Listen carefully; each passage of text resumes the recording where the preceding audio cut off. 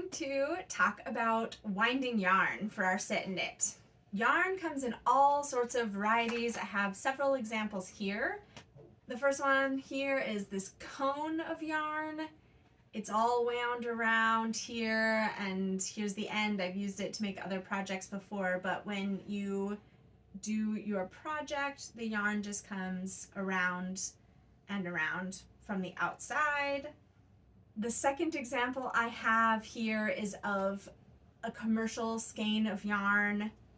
This is a traditional look that you'll have. They come in sometimes bigger or smaller sizes. This one's pretty small, but it's just a traditional commercial skein of yarn that you might buy. It has a yarn label on it with a bunch of information on it. And this yarn you can unwind and use from the outside or from the inside. We'll talk about that a little bit more in a minute. Then there's yarn that looks a little bit more like this. I believe this is also called a skein. If anyone knows differently, correct me in the comments below. But this is also commercially processed yarn that's ready to knit with right when you buy it. You'll also unwrap it from the outside, like this, or like you can with one of these skeins. There are also what we call cakes of yarn. This is an example of a cake of yarn. This was wound for me at the local yarn store that I bought it from. Shout out to Lift Bridge Yarn in Rochester, New York, just outside Rochester. Awesome shop. If you ever have a chance, go in and check them out. But you'll notice this little piece of paper in the middle here. This is that yarn band. They folded it up and put it in the middle for me, so I'll still have the information about how many yards and grams this was, and also the manufacturer. If I wanted to find this yarn again, it has all that information on it. To get yarn like this, you use what's called a swift and winder. I would really like to buy one of those, so if you have suggestions about your favorite kind, drop that in the comments below. Because I have a lot of yarn more like this. This is what a skein looks like, often called a hank of yarn, before you wind it into a cake of yarn. And here is another example. This is yarn that was actually given to me by a student of mine. It's gorgeous yarn. I love it. She wound what was left from her other project into a ball by hand.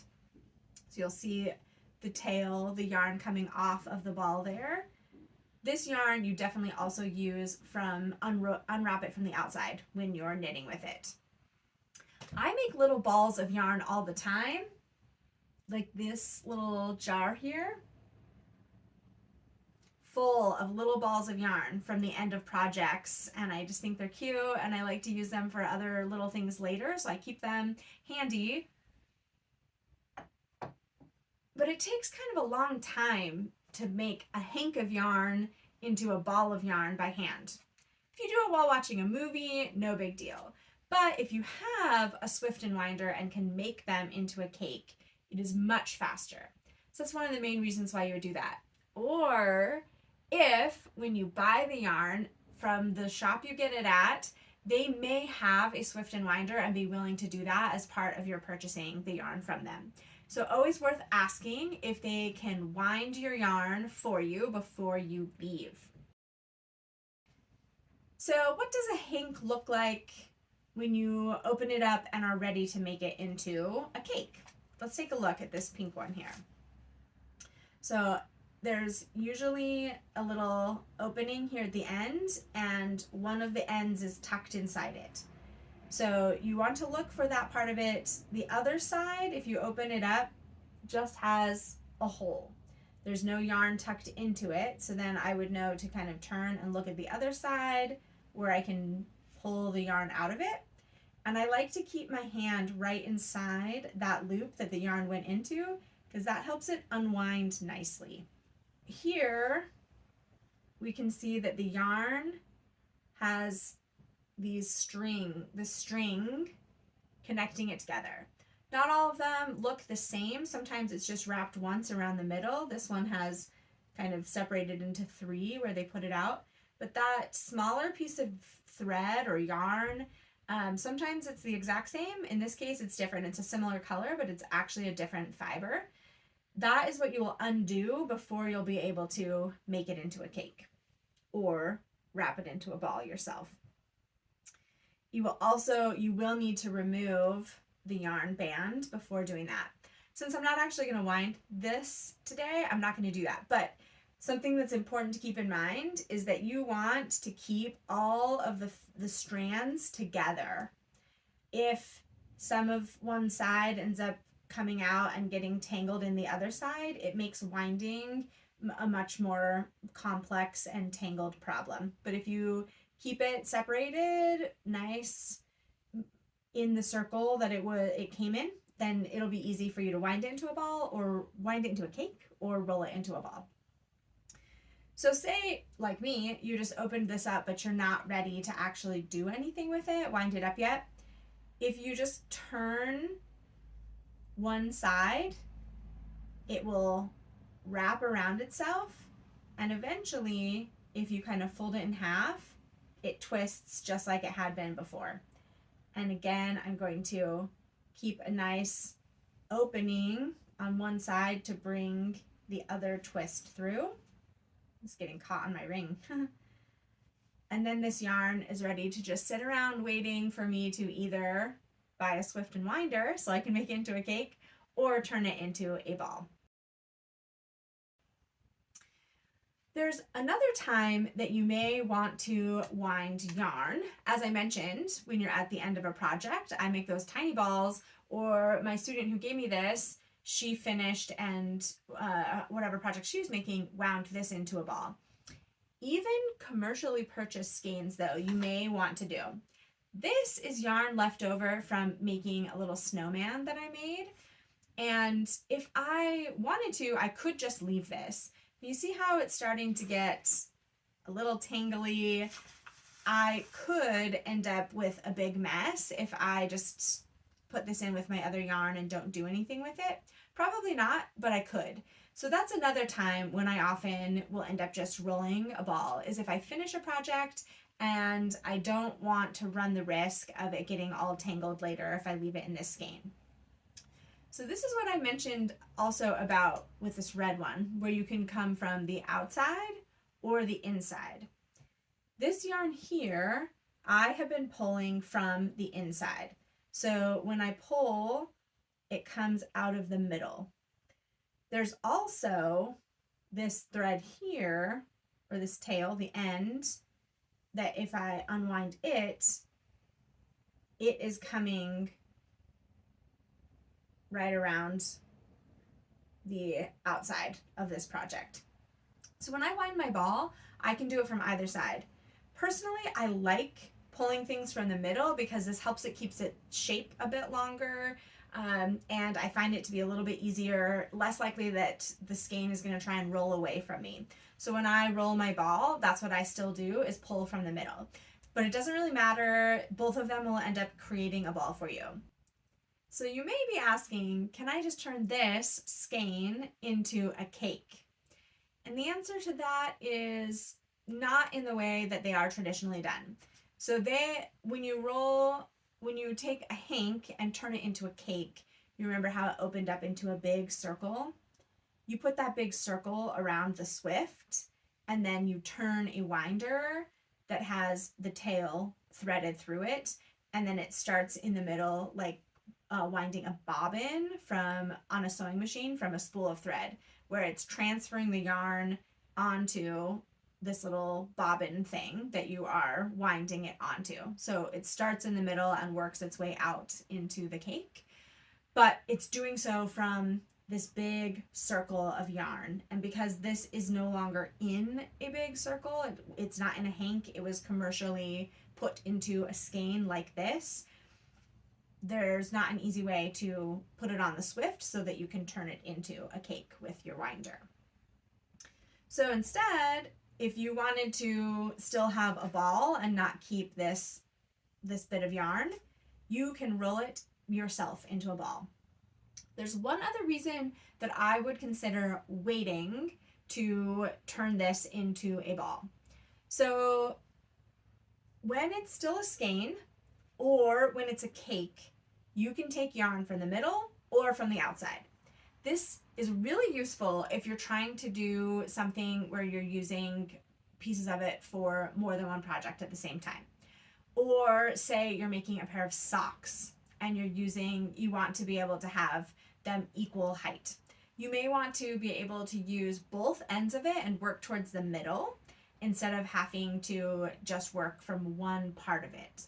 So like this cone and any ball of yarn, you only have access to the one side of the yarn.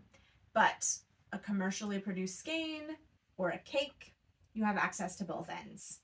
It's just something to think about. Now, say I wanted to do something similar with this ball of yarn that was already created. There is another option, it just requires doing this work twice. So I could weigh this on a kitchen scale and say this was 40 grams. Then I could wind a second ball until I had approximately 20 grams in each of the balls, and then I could use it for the project and have it be approximately equal. But if you are ready to commit to winding a ball of yarn, here's how I go about doing it. I find that end of my yarn.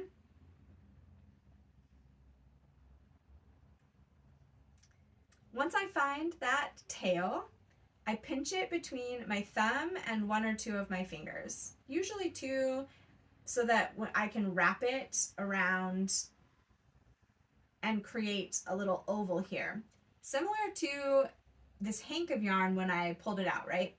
So once I have it maybe 5-6 times wrapped around, the exact number doesn't matter, you're just creating the center of your ball.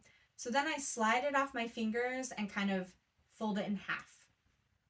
So I already have this like little clump of yarn here, the start of a ball. And now I'm going to wrap it around that folded in half part of my ball. And I'll do that, I don't know, 7 to 10 times as well. Now I kind of have this little blob of yarn and I just turn it again and keep going around it. I try not to pull it really tight. This can create a lot of tension on your yarn and stress it while it's just sitting. And if you want it to just, whoa, runaway yarn, if you want it to just maintain its properties without being all crunched up, then just very lightly wrap the yarn around. It'll also make it easier to actually knit or crochet with it, actually work with the yarn later if you haven't wrapped it up really tight. So that's as easy as wrapping the ball of yarn is. It can take a while, but it's not hard to do, just a little bit time consuming. And I just keep rotating it. Oh, I rotate it almost constantly. My mom tends to do kind of what I did in the beginning, where she wraps 6 to 10 times and then she'll turn it. So she has a bunch more bands of the yarn, and I rotate mine a lot so that it's more evenly spread out. Either way will work just fine. That part does not matter at all. The important thing is not wrapping it too tight so that you don't harm the yarn and make it easier for you to use later. All right, let's speed through wrapping up this ball. Pause for a tip here. Something else you'll notice is that the bigger the ball gets, the more you have to kind of pull it out and the faster the wrapping goes, because you now have a wider circumference and every wrap uses more of the yarn.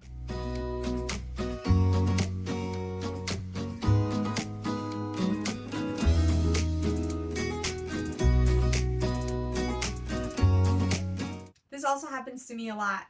A little piece of hair got stuck in there, so I just pulled it out. And it's fine if you end up having some hair stuck in there, but if you notice, go ahead and pull it out and throw it aside. All right, here we are at the end. Just wrap around those last few times. And I will share with you a trick that my mom taught me. So a ball of yarn can kind of just unwind itself if you don't do something with this little tail. So if you see that little tail, and find a piece of yarn from a few wraps down, a couple of rotations below the top, and then just tuck the tail right under those pieces of yarn. Now it's not going to go anywhere until you pull it out and are ready to use the ball.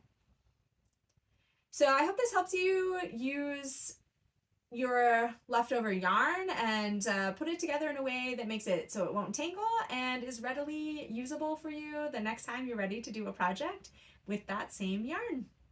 Thanks for joining me for this Sit and Knit, and happy knitting!